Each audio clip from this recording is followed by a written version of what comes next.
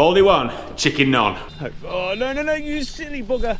Ended up being an absolute disaster. Hello, everybody, and welcome back to another video. Ignore this glorious sunshine because it is not a fair representation of what is going on right now. Does anyone want to hazard a guess at what we're up to today? I'll let you think about that one whilst I get myself sorted.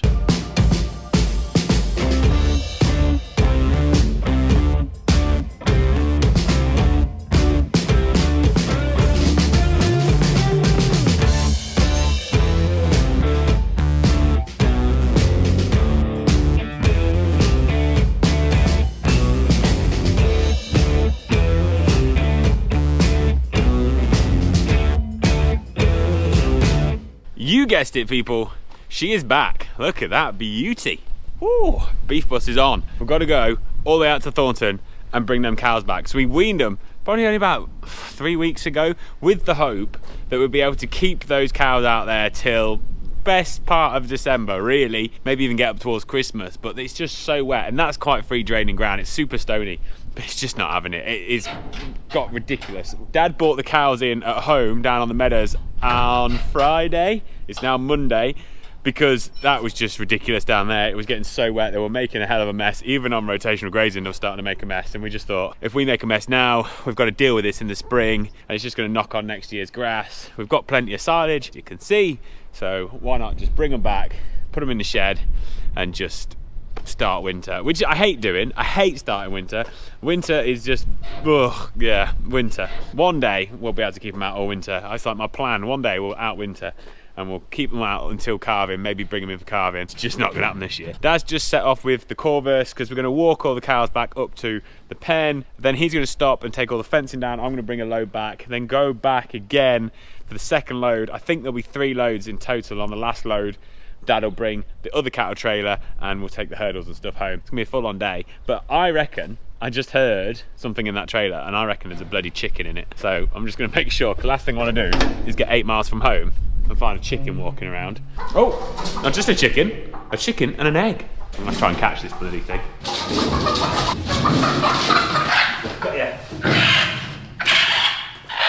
Baldy one, chicken none. These white ones, these leghorns, they're bloody good chickens. They're really good chickens. But you can't keep them in. They're nuts, they're wild as hell. Right, let's get off to Thornton anyway.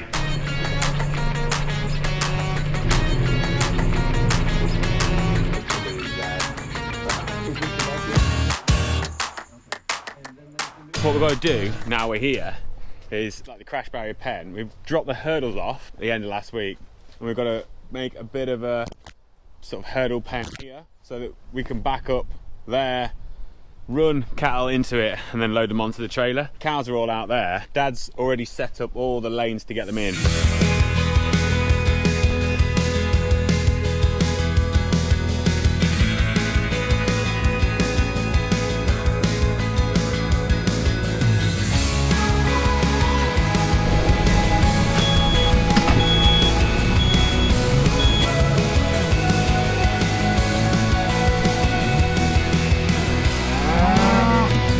So the plan is now, just let these cows out. They would normally keep going on the rotation there, but you can just see how wet it is down here. It's starting to poach up a little bit. We're going to push these cows up, and Dad's put a fence that takes us around to the pen. So it's just a fence like we'd normally separate with. They tend to respect the fences, so hopefully, come on girls, we'll be able to just push them. They tend to walk all right, but I can guarantee, because I'm filming it, they won't.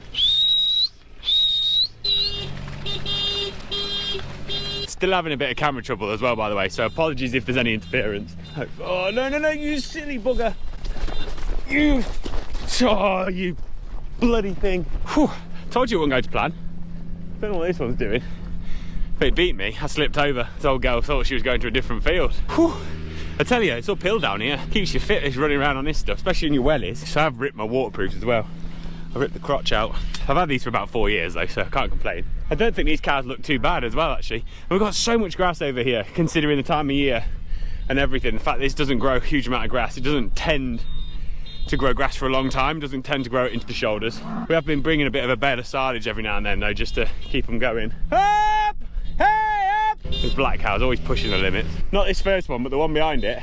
16 years old. It gets narrower as we get further up, so it should get a bit easier. I hate having to drive cattle like this. But generally, since we started rotational grazing, they tend to walk in pretty well, but they're just not ready to come home. Then things want to stop out a bit longer, but the ground's just not fit for it. I don't want to complain too much about how wet it is, because we've not had it anywhere near as bad as like some parts of Scotland and the south coast as well. Because being in the middle, we tend to always have it all right. We've put a bit of silage in the pen up there, so hopefully they'll see that and go running, which I think is what's happening. There we go. Wasn't too painful in the end. I thought we were gonna have a right run around when that one beat me, but not too shabby.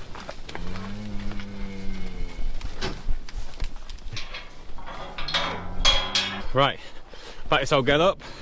Try not to get in the ditch, because I got in the ditch last year and had to call the cavalry, which was a little bit embarrassing. But I don't proclaim to be a good tractor driver. I think we got to do 2 15s and a 14, so we can't hang about. But one of the glories of having smaller cows, you can get more on at a time.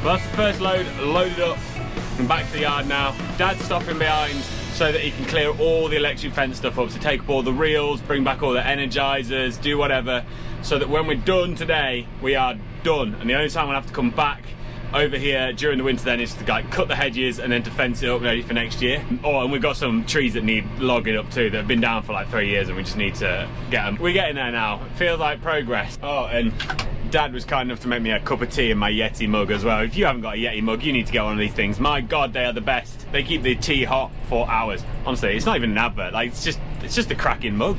Like, it's just brilliant. Get one. I mean, they're not cheap, but they are amazing.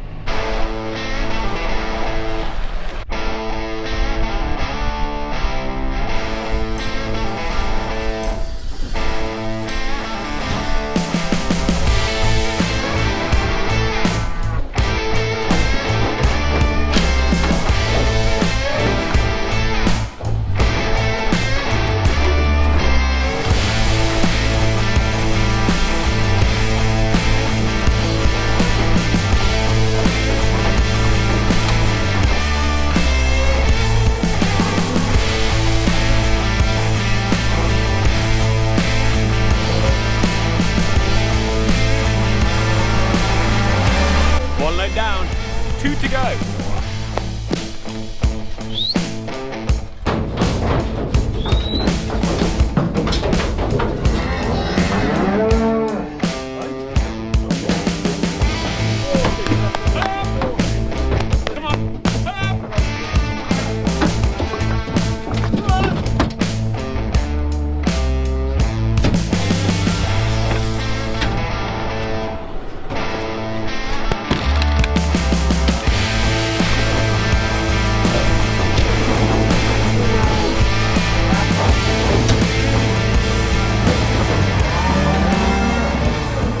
Before we head back to Thornton, I'm just gonna run a bit of forage rye back up this trough, because this bottom yard have 2 bales of forage rye a day. They've had 1 bale, they need another one. When we get back and they vet up again, we can put another bale in for the ones we're bringing back, because they're gonna want to eat as well. Dad changed the blades on the straw shredder last week, and I said to you that I'd let you know how much better it is, because when we were feeding that forage rye, it was wrapping a little bit and you're just getting stuck.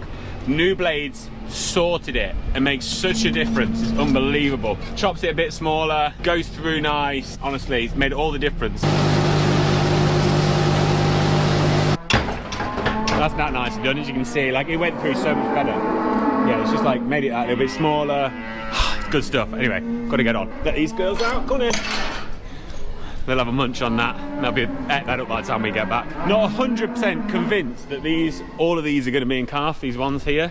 There was 2 I've noticed have got some rubbing on their tailbone, which is kind of annoying, But for those of you who have followed me for a long time will know about the 2018 cow saga. All those heifers that we bought in, that we then put into the herd that had salmonella we didn't know nothing about, ended up being an absolute disaster. Some of those are in there. We put 46 in the herd.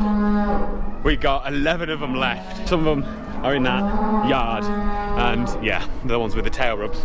Hopefully getting PD'd maybe next week if we're on the ball, or the week after. The one good thing is this year the cows are in good nick.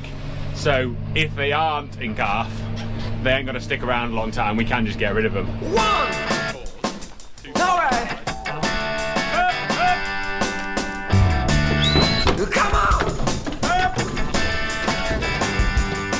Yeah!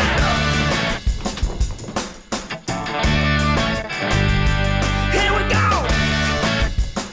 Yeah! 1, 2, 3, 4! Come on! Let's go!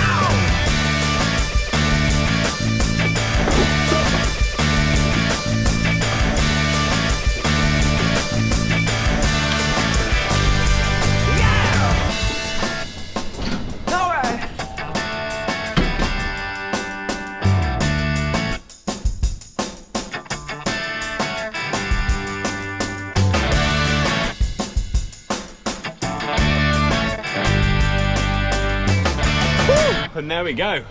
Cows loaded up, hurdles in the trailer, all the gear from fencing is all gone. Thornton 2023 is over and out.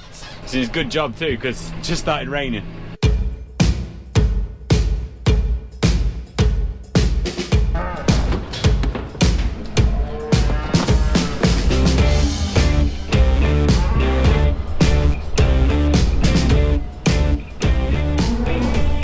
And that is it, people. All the cows are officially in. We've got a load of the blue cows and some of the older black cows are down here. Stabilizers are all in this top yard, looking extremely stable. All the stabilizers are in here. We've got the hopefully in-calf heifers and all the cows are in there, all having a little bit of a munch on the forage dry. And the only things that are out now are the bulls, but they're only inside the drive, so it's not like a big deal. We can get them in whenever. They just might as well stop out there for now. But yeah, winter 2023-24 officially started. And on that note, I'm gonna wrap up for another week. Whatever you get up to, have a great one. Look after yourselves.